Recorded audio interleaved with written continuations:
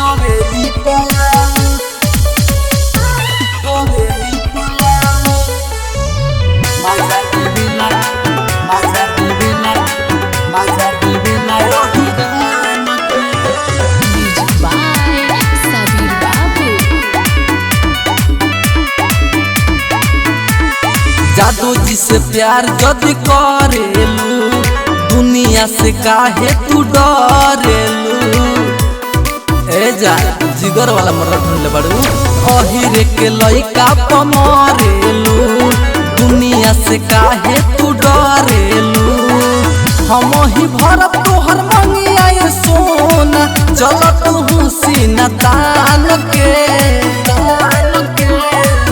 हो चमेली हवेली पयावा मजा देवेला यही रान के।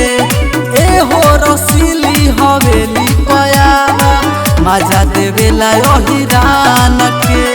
बुझलू मजा देवेला यही रान के।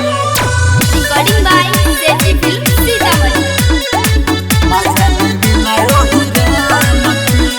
हमनी के बारे गो अलगे कहानी बनी जा तू अहिरे के अहिरानी।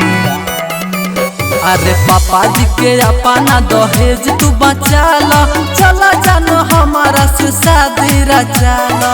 हमनी के बारे गो अलगे कहानी बनी जा तू अहिरे के अहिरानी।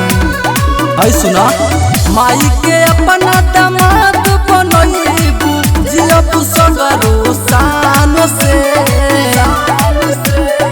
ए हो चमेली हवेली पयावा मजा देवेला यही रान के।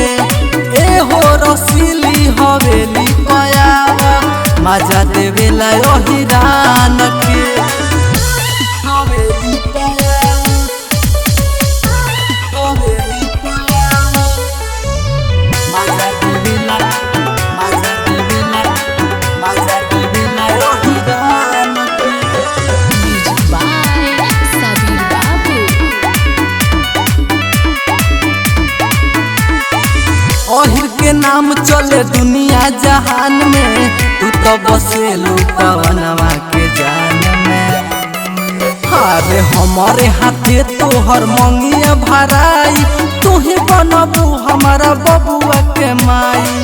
अहिर के नाम चले दुनिया जहान में तू तो बसेलू पवनवा के जान में।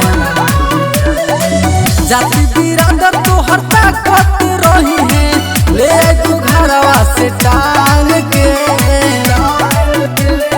ए हो चमेली हवेली पयावा मजा देवेला यही रान के।